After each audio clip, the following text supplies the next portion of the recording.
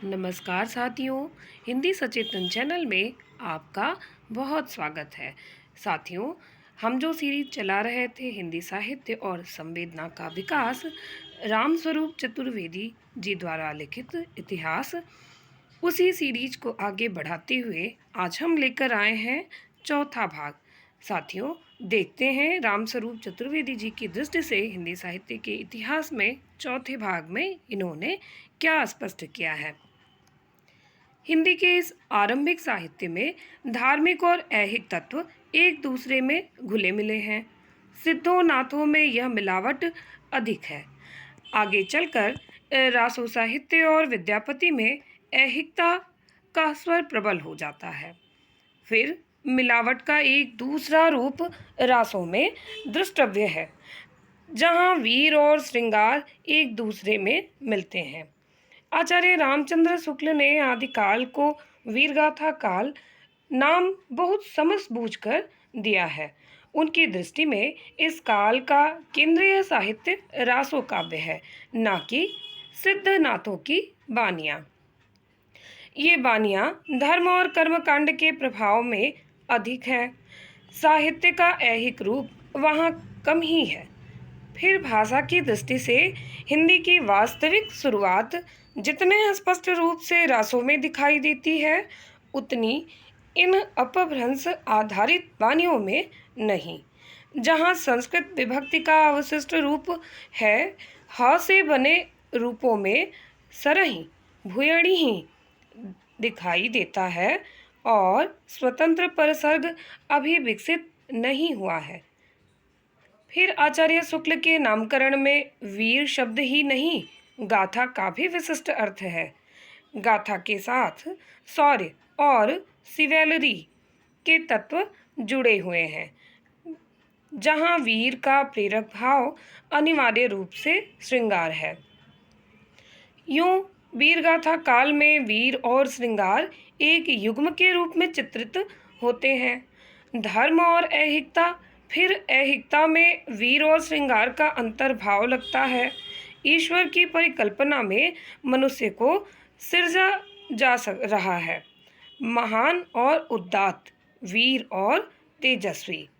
ध्यान देंगे साथियों, धर्म और ऐहिकता, फिर ऐहिकता में वीर और श्रृंगार का अंतर्भाव लगता है। यहाँ रामस्वरूप चतुर्वेदी जी कह रहे हैं कि लगता है ईश्वर की परिकल्पना में कहा जा रहा है महान और उदात्त, वीर और ओजस्वी। जबकि आगे भक्ति काल में ईश्वर को मनुष्य के रूप में सिरजा गया, माखन चोरी करते, उखल में बांधे जाते और प्रिया के विरह में बिलखते। हिंदी क्षेत्र की व्यापकता का वास्तविक प्रमाण या तो आदिकाल में मिलता है या फिर आधुनिक काल में। भक्ति काल और रीतिकाल का चित्र अपेक्षाकृत सिमट गया है। आदिकाल के अंतर्गत रासो और जैन साहित्य पछाह का है। सिद्धों की बानियों और फिर विद्यापति पूर्वी क्षेत्र के हैं, और नाथ साहित्य तो समूचे उत्तर भारत के एक बहुत बड़े भाग में फैला हुआ है, शायद इसलिए कि वे घुमंतु प्रकृति के थे। ध्यान देंगे, नाथ साहित्य तो समूचे उत्तर भारत में बहुत बड़े भाग में फैला हुआ है। क्यों? ध्यान देंगे, नाथ साहित्य को यहाँ रामस्वरूप चतुर्वेदी जी घुमंतु प्रकृति का बता रहे हैं। यूँ कई अपभ्रंशों और कई जनपदों का संस्कार हिंदी काव्य भाषा के अंतर्भुक्त हुआ है। इस संदर्भ में एक समस्या बराबर विद्वानों का ध्यान खींचती रही है कि आधुनिक काल की बोलियां राजस्थानी और बिहारी क्षेत्र के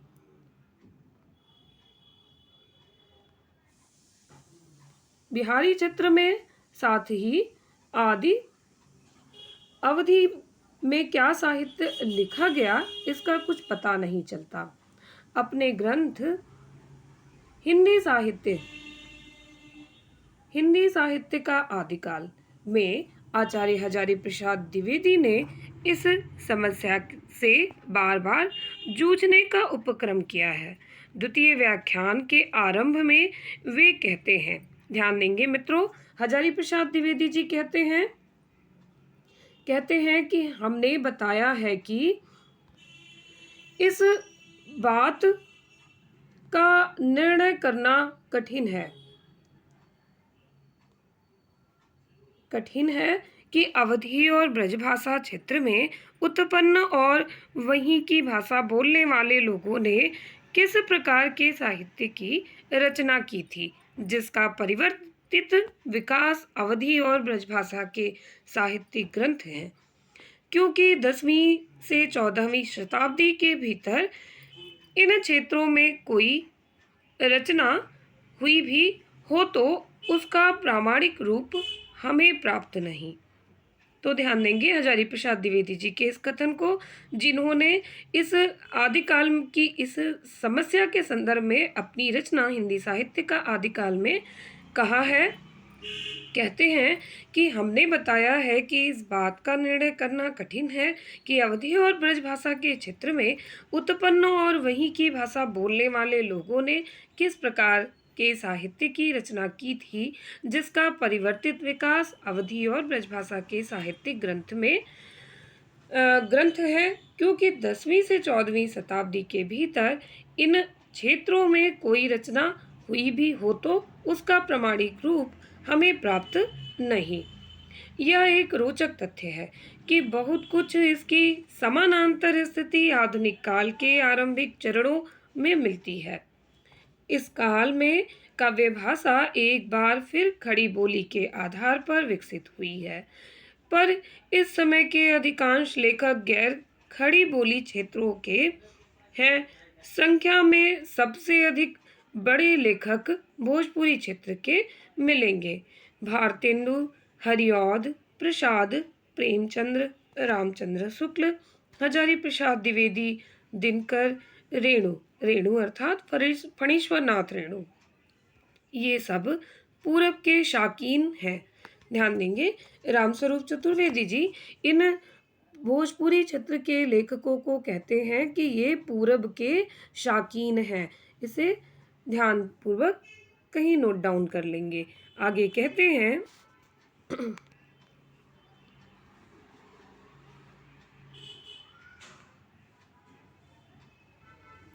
कि जिनकी ओर भी मीर साहब तो पीठ करके बैठ जाते हैं, जिनकी ओर मीर साहब तो पीठ करके बैठ जाते।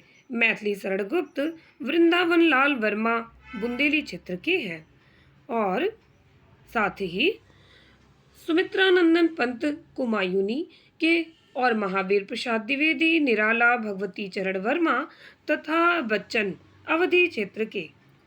ब्रजभाषा क्षेत्र की प्रतिनिधि महादेवी वर्मा है, और ठेठ खड़ी बोली क्षेत्र से सिर्फ जैनेन्द्र कुमार आते हैं। ठेठ खड़ी बोली क्षेत्र से जैनेन्द्र कुमार आते हैं। साथियों, यहाँ से छोटे छोटे कई प्रश्न निकल सकते हैं, इसलिए हम इसे कहीं नोट डाउन कर लेंगे। आगे, अज्ञेय का जन्म भोजपुरी क्षेत्र में हुआ, यद्यपि उनकी मातृभाषा पंजाबी कही जाएगी।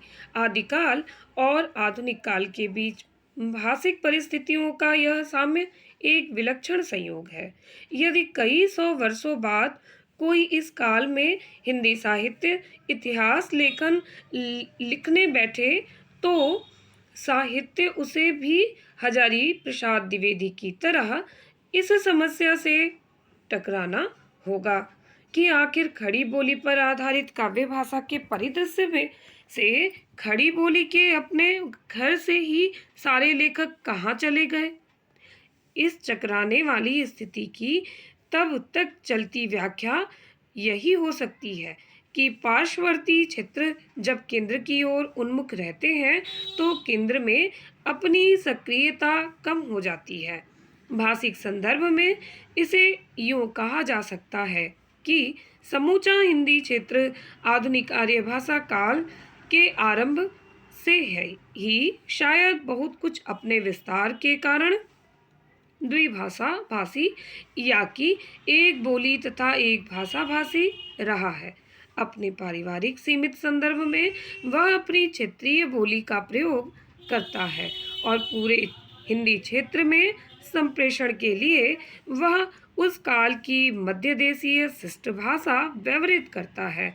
यह मध्य देशीय शिष्ट भाषा आरंभ में खड़ी बोली ब्रज का मिला जुला रूप थी।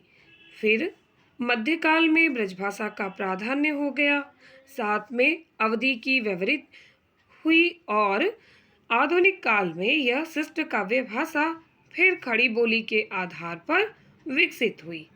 इस प्रक्रिया में हिंदी क्षेत्र का रचनाकार जिस परिनिष्ठित भाषा का व्यवहार करता है वह एक ओर उसकी मातृभाषा सदृश है और दूसरी ओर किसी सीमा तक अर्जित और सीखी हुई भी।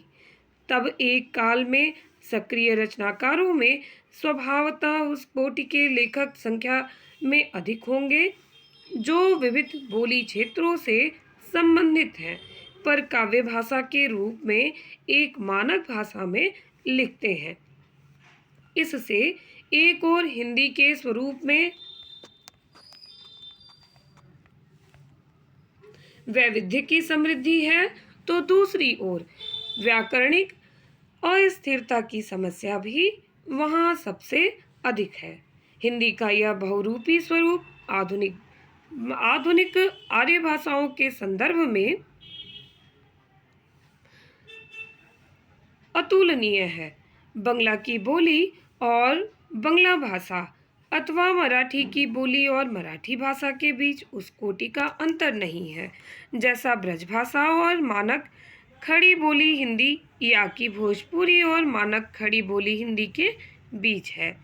इस भले हल्के से भाषिक द्वैत का शमन करने में हिंदी रचनाकार अपनी काव्य भाषा के साथ कई प्रकार के प्रयोग करता है और शायद यही कारण है कि हिंदी साहित्य के इतिहास में भी कभी-कभी देखा जा सकता है कि उसके केंद्र से उठकर आने वाले रचनाकार अपेक्षाकृत कम हैं बजाय पार्श्ववर्ती क्षेत्र के रचनाकारों के। छायावादी काव्य आंदोलन में जैसा संकेत किया गया, हिंदी क्षेत्र की चार बोलियों भोजपुरी, अवधी, कुमायूनी और ब्रज का संस्कार सक्रिय है, जबकि ठेठ खड़ी बोली क्षेत्र कोई कवि इसमें प्रमुखता नहीं पा सकता।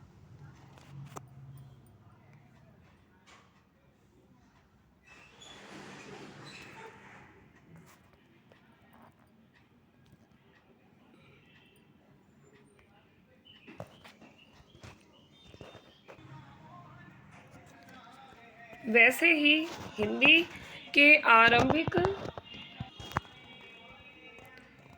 का आरंभिक काल में पश्चिम से जैन और रासव काव्यों का रूप उभरा और पूर्व से सिद्धों के गीतों और बाद में विद्यापति के पदों का। नाथ कवि अलबत्ता पूरे हिंदी क्षेत्र में और उसके बाहर भी बहते पानी की तरह रमते रहे। हिंदी संवेदना के विकास का इस भाषिक और जनपदीय विस्तार तथा वैविध्य से घनिष्ठ संबंध है। यह वैविध्य एक कारण है जिससे हम पाते हैं कि हिंदी संवेदना सीधे सरल रूप में बहुत कम विकसित हुई है। आधुनिक कालीन कवि धार्मिकता और ऐहिकता, वीर और श्रृंगार, ईश्वरत्व और मनुष्यत्व के द्वंद्वों का समाहार करने में संलग्न दिखाई देता है और यह समाहार अंतहीन प्रक्रिया है। आधुनिक काल तक आते आते कवि इसे बखूबी समझता है। द्वंद्वों का उद्गम तो सदैव शाश्वत रहता, वह एक मंत्र। अंतर्द्वंद्वों से जूझते जिस भारतीय मानस की बात आरंभ में कही गई थी, हिंदी का कवि उसका बहुत अच्छा उदाहरण पेश करता दिखता है। भारतीय संस्कृति सामासिक है क्योंकि उसके विकास में अनेक जातीय तत्व घुल मिल गए हैं। हिंदी भाषा साहित्य और संस्कृति की प्रकृति सामासिक है क्योंकि वहाँ कई जनपदों की बोलियां और क्षेत्रीय विशेषताएं समरस हैं। वैविध्य और समरसता जैसे यही इस पूरी सांस्कृतिक विकास प्रक्रिया का मूल सूत्र हो। आदिकालीन साहित्य में वैविध्य भरपूर है, विषयों का, काव्य रूपों का, काव्य भाषा के आधार रूपों का। आदिकालीन साहित्य में किस किस चीज़ की वैविधता है, किस विविधता है, इसे देखते हैं। विषयों की विविधता है, काव्य रूपों की विविधता है, काव्य भाषा के आधार रूपों की विविधता है। पर समरसता की प्रक्रिया उत्तरोत्तर सूक्ष्म स्तरों में बैठती गई है। विचारों, बोलियों और बानियों से आरंभ होकर वह रचनात्मक कल्पना, परिकल्पना तक उतरी है। आधुनिक काल में प्रसाद की कामायनी और निराला के तुलसीदास में एक जगह समरसता, श्रद्धा और ईड़ा की टकराहट में से उपस्थिति है, तो दूसरी जगह कवि की प्रिया रत्नावली ही सहसा तुलसी की दृष्टि में माता भारती का रूप ग्रहण कर लेती है। श्रद्धा और ईड़ा, रत्नावली और भारती एक दूसरे से टकराती हुई क्रमशः कवि दृष्टि को सूक्ष्म और समरस बनाती हैं। सिद्ध कवि सरहपा राहुल के अनुसार हिंदी परंपरा के पहले कवि भोग में निर्वाण और काया में तीर्थ देखते हैं। चंद्रवरदाई और विद्यापति क्रमशः वीर और श्रृंगार तथा भक्ति और श्रृंगार को समरस करते हैं। नाथ परंपरा राजाओं को योगी बनाती चलती है, क्योंकि तांबा तूंबा ये दोई सूचा, राजा ही तय जोगी ऊंचा। तांबा डूबे तुम्बा तीरे, जीवे जोगी राजा मरे, ये चरपटनाथ जी की शब्दी है। ऐसे में अपेक्षाकृत सीधा सरल दृष्टिकोण जैन कवियों का है, जो अपनी धर्म साधना में किसी अन्य तत्व को नहीं मिलाते। शायद यही कारण है जिससे आचार्य शुक्ल ने अपने साहित्य इतिहास में इस लेखन को विवेचन की सीमा से बाहर रखा था, क्योंकि उनकी दृष्टि मूलतः उपदेश परक है। इसलिए नहीं कि वह धर्म प्रधान है, जैसी की व्यंजना हजारी प्रसाद द्विवेदी अपने आदिकाल के पहले व्याख्यान में देते जान पड़ते हैं। रहस्य कर्मकांड और मंत्र की आदिकालीन अविभक्त मनोदशा जब कुछ थिराती है, तो कवि के लिए पहली समस्या यही है कि वह यथार्थ के विविध द्वंद्वों में उलझकर उन्हें अंदर से समझने की कोशिश करे। धर्म और अहिंसा, वीर और श्रृंगार, भक्ति और श्रृंगार के द्वंद्व में से सिद्धनाथों की वानियां, विविध रासों, काव्य और विद्यापति के पद जन्मते हैं। आदिकालीन साहित्य का यह परिदृश्य इतना सच्चा है, उतना ही ऐतिहासिक भी। कवि का काम यदि दुनिया में ईश्वर के कामों को न्यायोचित ठहराना है, तो साहित्य के इतिहासकार का काम है कवि के कामों को साहित्य इतिहास की विकास प्रक्रिया में न्यायोचित दिखा सकना। आचार्य शुक्ल ने इसे कहा था। इन्हीं चित्तवृत्तियों की परंपरा को परखते हुए साहित्य परंपरा के साथ उनका सामंजस्य दिखाना, यानी कवि यदि अपने इर्द गिर्द के संसार और जीवन को देख परख कर उसे अर्थ देता है, तो आलोक और इतिहासकार कवि की इस रचना में अर्थ का संधान करता है और उसे संवर्धित करता है। रचना, आलोचना और साहित्य इतिहास यूं मानवीय जिजीविषा है। जिजीविषा के जीवन में अर्थ संधान के क्रमिक चरण है। इस दृष्टि से परवर्ती बौद्ध संप्रदायों के प्रभाव में आदिकालीन भाषा और संवेदना, रहस्य, कर्मकांड और मंत्र की संपृक्त स्थिति से जुड़ी है, तो यह स्वाभाविक है। बौद्ध धर्म का संस्कार देश के पूर्वी भागों में अधिक प्रबल रहा। यही कारण है कि जिससे सिद्धों के चर्यापद पूर्वी क्षेत्र में रचे गए, और प्रचलित रहे। पश्चिम में राजनैतिक उथल पुथल तीव्र थी। बाहर से आक्रमणकारियों की लहर पर लहर आ रही थी। तब वहाँ वीर गाथा काव्य का सृजन वैसा ही सहज था। यहाँ वीर और श्रृंगार का संगम था। पूर्व में भक्ति साधना के साथ श्रृंगार जुड़ा था, सिद्धों के गीतों में और आगे चलकर विद्यापति के पदों में। अलग अलग जनपदों की परिस्थितियाँ, वहाँ की बोलियों के संस्कार और साहित्यिक प्रवृत्तियाँ यूँ एक दूसरे से घुली मिली हैं। आदिकालीन में विविध जनपदों में जो साहित्य रचा गया, आचार्य शुक्ल ने इसे कहा था, इन्हीं चित्तवृत्तियों की परंपरा को परखते हुए साहित्य परंपरा के साथ उनका सामंजस्य दिखाना। यानी कवि यदि अपने इर्द गिर्द के संसार और जीवन को देख परख कर उसे अर्थ देता है, तो आलोचक और इतिहासकार कवि की इस रचना में अर्थ का संधान करता है और उसे संवर्धित करता है। रचना, आलोचना और साहित्य इतिहास यूं मानवीय जिजीविषा के जीवन में अर्थ संधान के क्रमिक चरण है। इस दृष्टि से परवर्ती बौद्ध संप्रदायों के प्रभाव में आदिकालीन भाषा और संवेदना, रहस्य, कर्मकांड और मंत्र की संपृक्त स्थिति से जुड़ी है, तो यह स्वाभाविक है। बौद्ध धर्म का संस्कार देश के पूर्वी भागों में अधिक प्रबल रहा।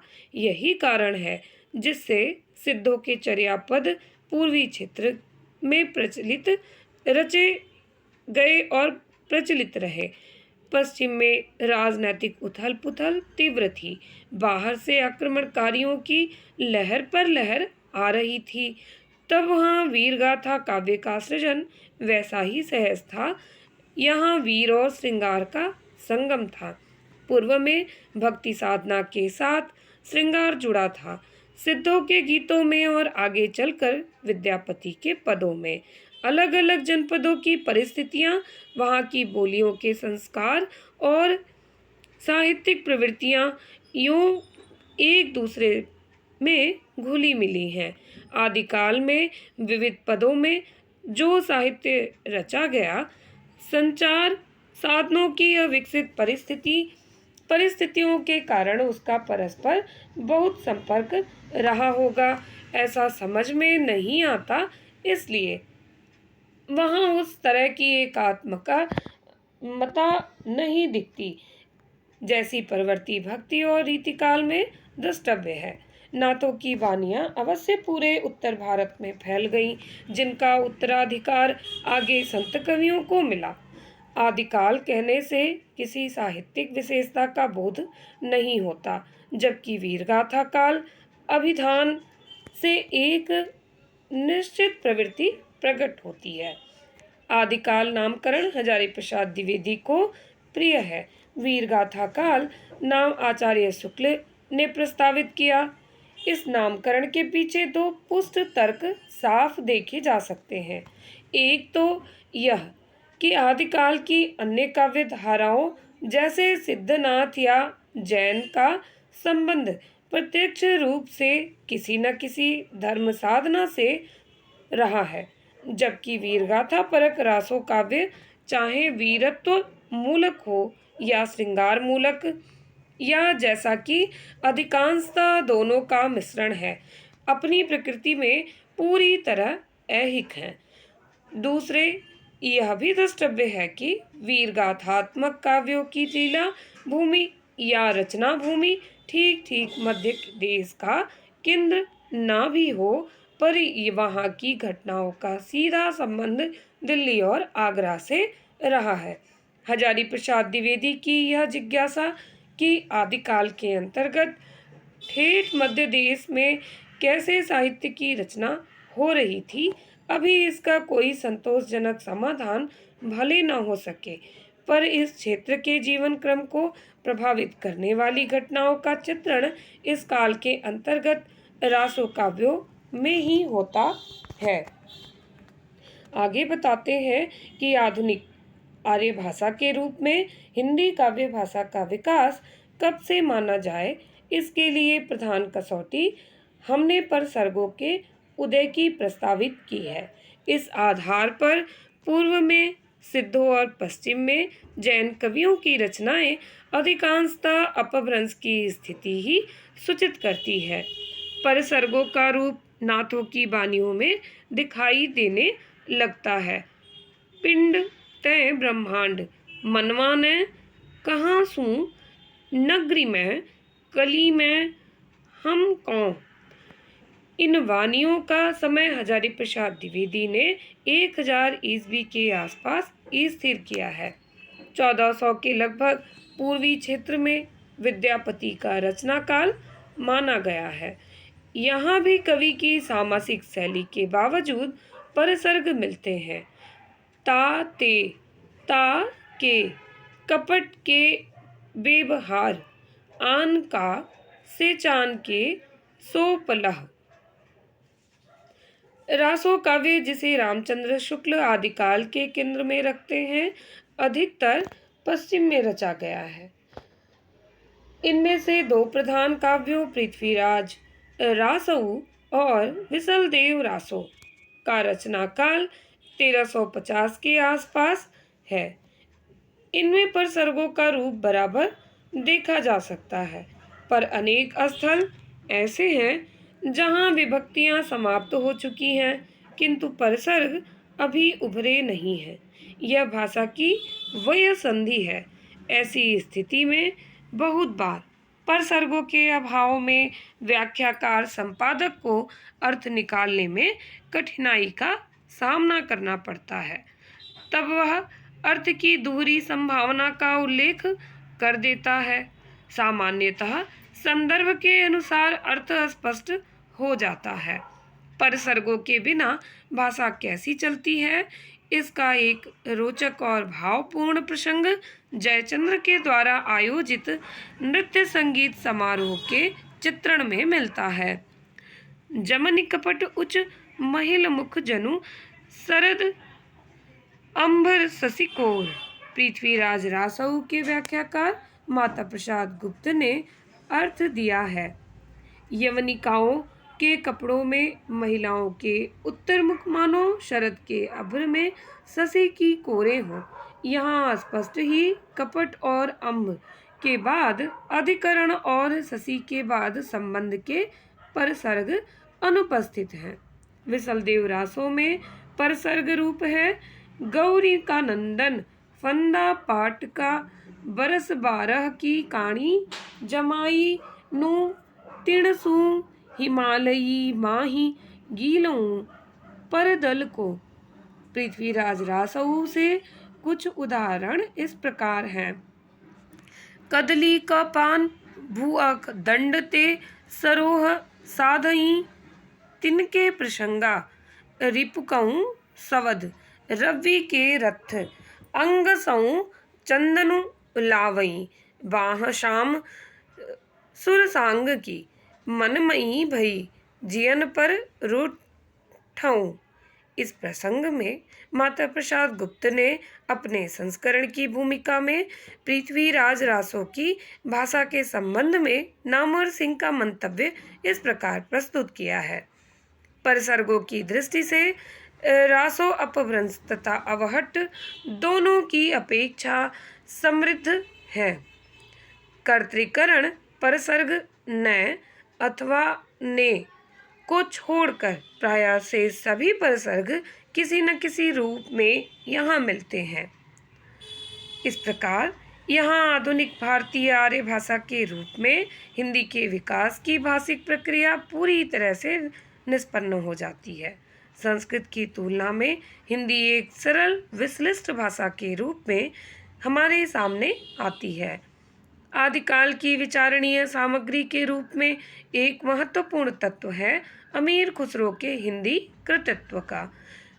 पर यह सामग्री भाषा और संवेदना की दृष्टि से जितनी महत्वपूर्ण है, पाठ की प्रामाणिकता की दृष्टि से उतनी ही संदिग्ध। पटियाली जिला एटा उत्तर प्रदेश में 1253 ईस्वी में जन्मे अमीर खुसरो ने षष्ठ काव्य रचना फारसी में की। जो अपने प्रमाणिक रूप में सुलभ है।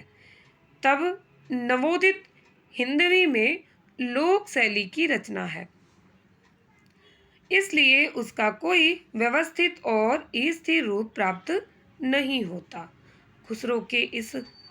खुसरो के समय उत्तर भारत में संगीत की भाषा ब्रज थी, सो उन्होंने ब्रज भाषा में गीतों और कव्वालियों की रचना की, जो संगीत परंपरा में पीढ़ी दर पीढ़ी प्रचलित और सुरक्षित है। दिल्ली मेरठ की चलती खड़ी बोली में उन्होंने लोक रंजक के लिए कुछ दोहे, मुकरियां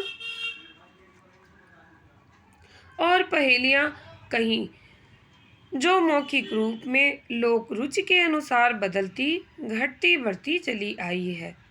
परशिष्ट काव्य की रचना उन्होंने दरबार की भाषा फारसी में ही की, जिससे कई राज्य कालों में वे बराबर जुड़े रहे और यह साहित्य पूरे व्यवस्थित रूप में सुरक्षित और संरक्षित है।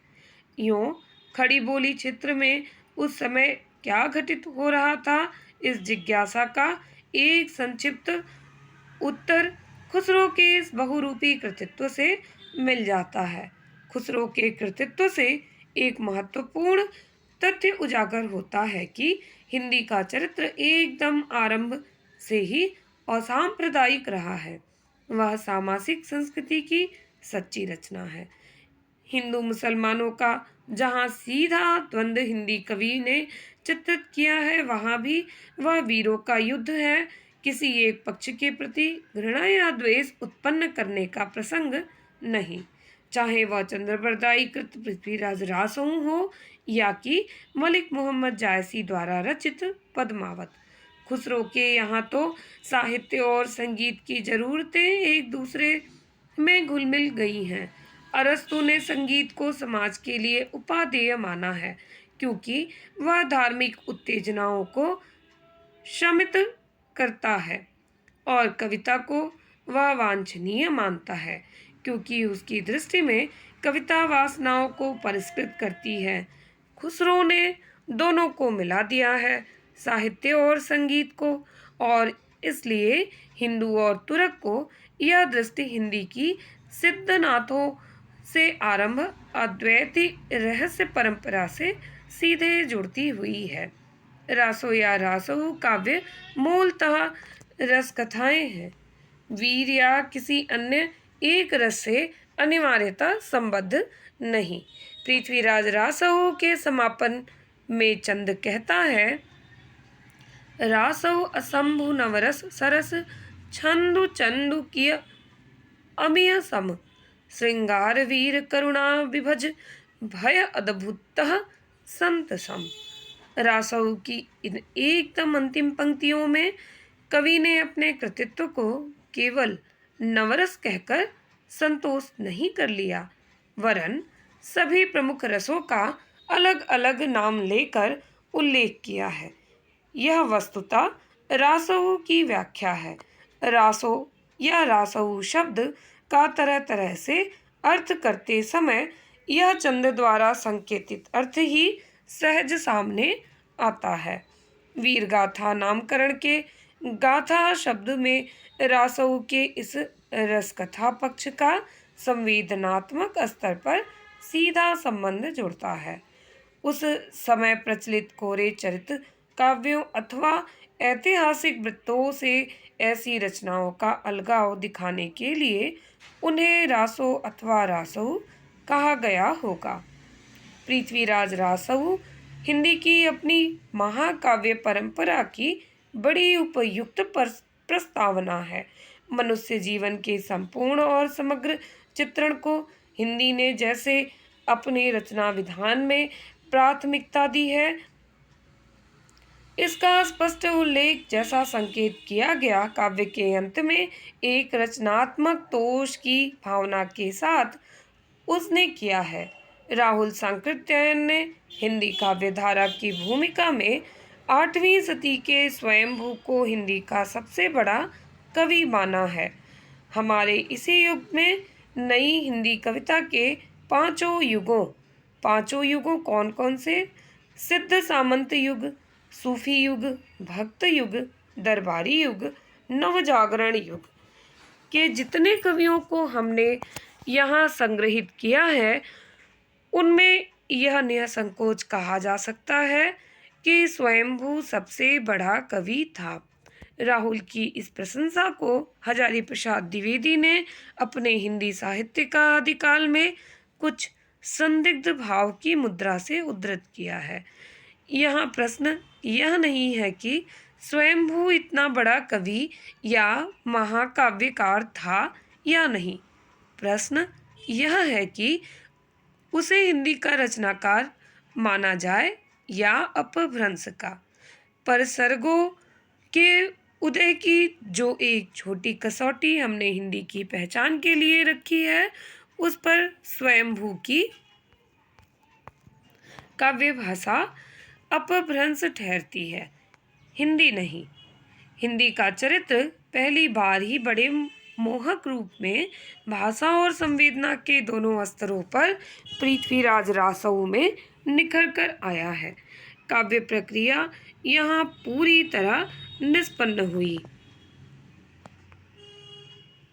आरंभिक रचना होते हुए भी उसके पक्ष में किसी तरह की सफाई की अपेक्षा नहीं।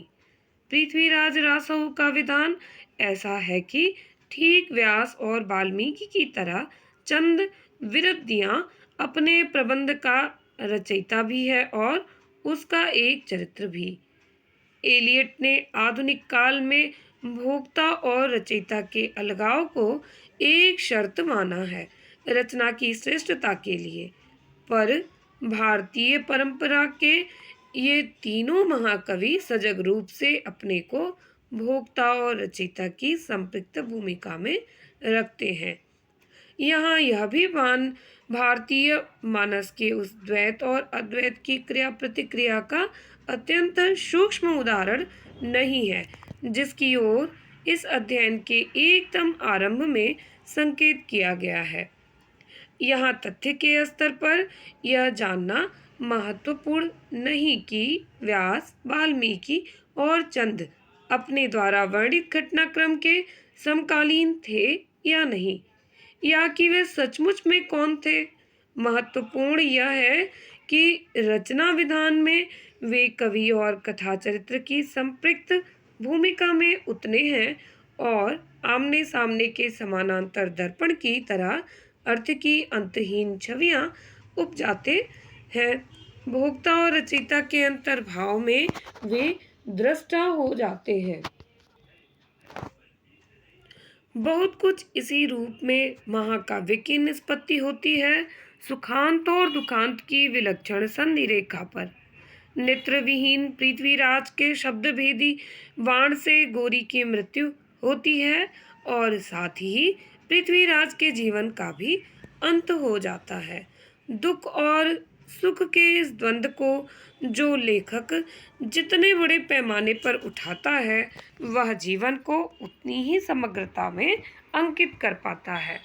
समग्रता का एहसास सूची क्रम के विस्तार में वैसा नहीं होता जितना सांकेतिक चुनाव या उससे भी अधिक द्वंद्वों के समाहार अथवा विरतों के सामंजस्य में होता है। द्वंद्व की इस विराट परिकल्पना में पूरी रचना का विधान बनता है और वहाँ रचनाकार अपने चरित्रों की व्यापक नियति को स्वयं संवारता है। उसकी सृष्टि तभी पूर्ण होगी जब वह हर क्रिया की सही प्रतिक्रिया दिखा सकेगा और हर कर्म को उसके फल से जोड़ सकेगा।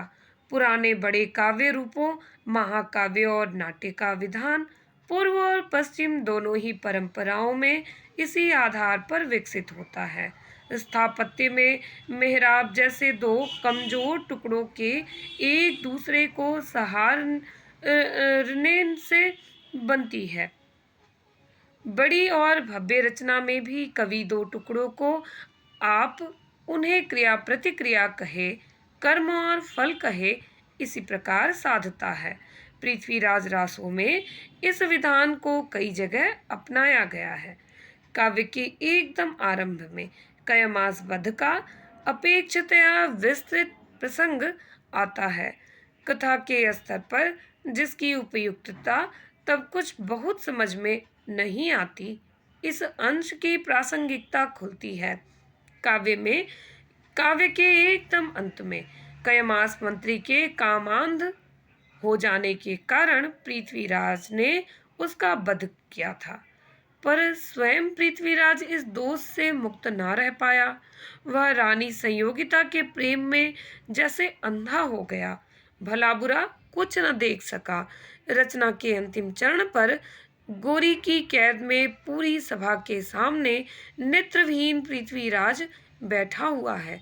उसका सखा और कवि चंद उद्बोधन की मुद्रा में उससे कहता है, जी कछु दियऊं कय मास कियऊं अपनऊं सु पायऊं। कै मास को जो कुछ का अर्थ प्राणदंड तूने दिया था, वह अपना किया तुझको भी मिल गया। यहाँ दो टुकड़े परस्पर मिल गए और रचना की मेहराब पूरी हो गई, जिस पर इतना विशाल कथा काव्य आधारित है। यहाँ नैतिक औचित्य जितना है, कलात्मक औचित्य उससे कहीं अधिक है।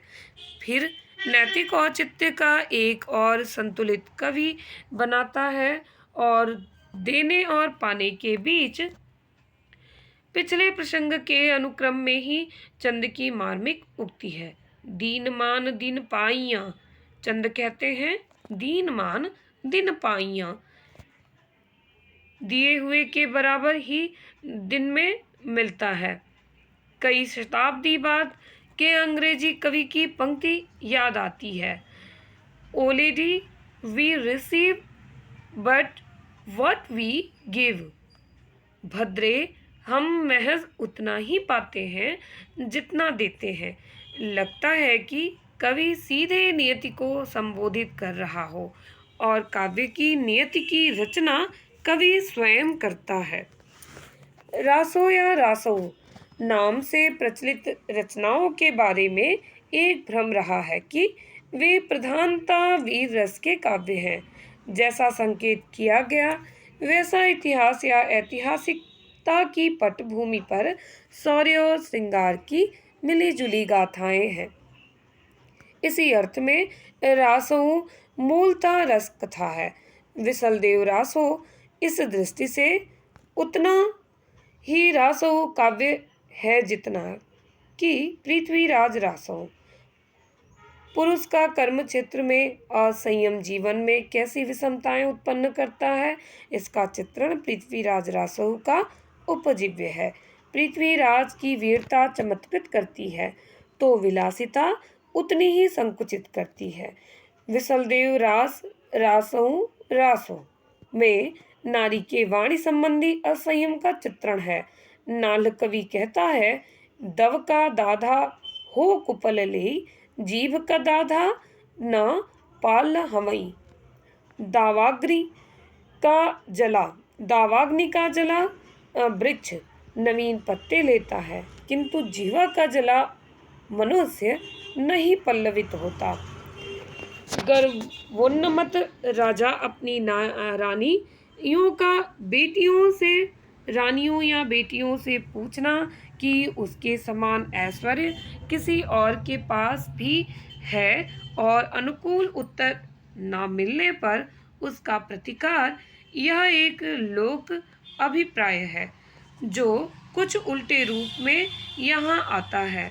सामान्यतः तो ऐसी स्थिति में राजा उस रानी का या बेटी को निर्वासित कर देता है जिससे मनवांछित उत्तर प्राप्त नहीं होता, पर विसलदेव अपनी पत्नी राजमती से रूठकर स्वयं निर्वासन ले लेता है। राजमती का यह विरह काव्य का प्रमुख उपजीव्य बनता है। अंततः रानी के द्वारा एक दूत भेजे जाने पर राजा वापस आता है और उन दोनों का मिलन होता है।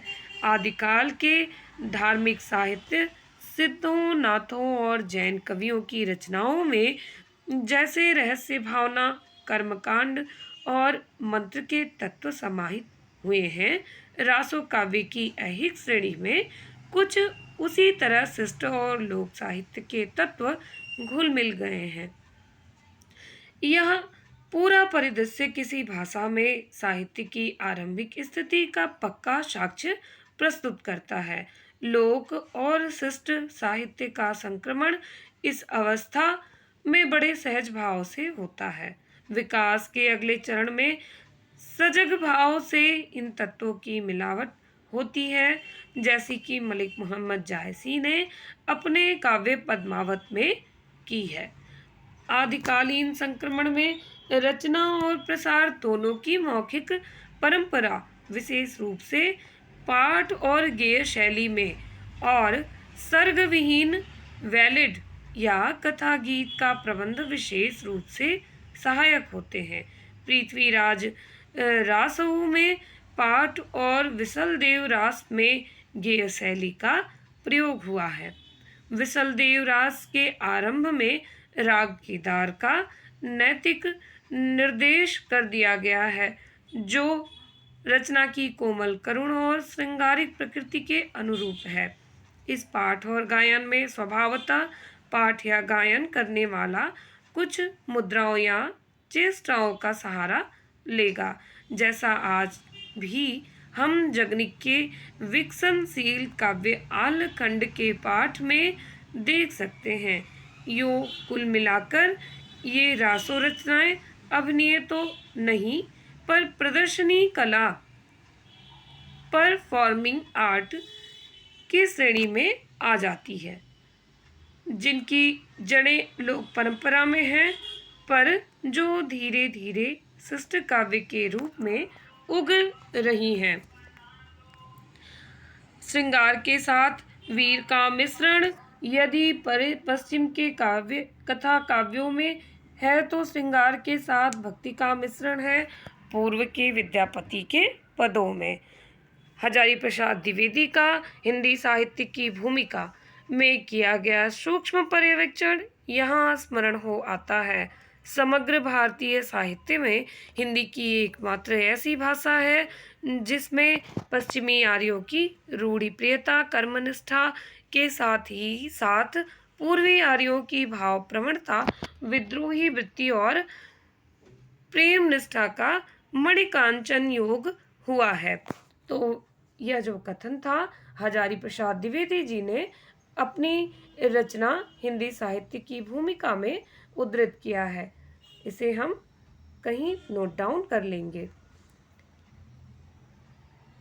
गाथाओं के उत्साह और पदों की तन्मयता के पीछे इन क्षेत्रों की ऐतिहासिक मनोदशा भी समझी जा सकती है। पश्चिम में विदेशी आक्रमणकारियों की लहरें हैं, तो पूर्व में अपेक्षाकृत सुस्थिरता है। इसी प्रकार हिंदी साहित्य के आदिकाल में पूर्व की बोली है, बौद्ध मतानुयायियों सिद्धों में और वैष्णव कवि विद्यापति में तथा पछाह की बोली है।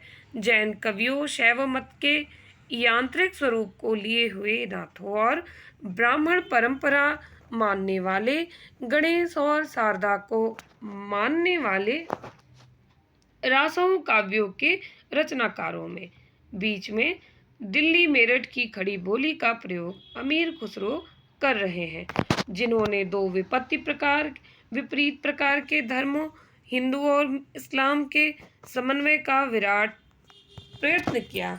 न केवल अपनी हिंदी कविता में जो अपेक्षाकृत कम मिलती है, वरन अपने फारसी काव्य में भी जो प्रभुत परिमाण में सुलभ है।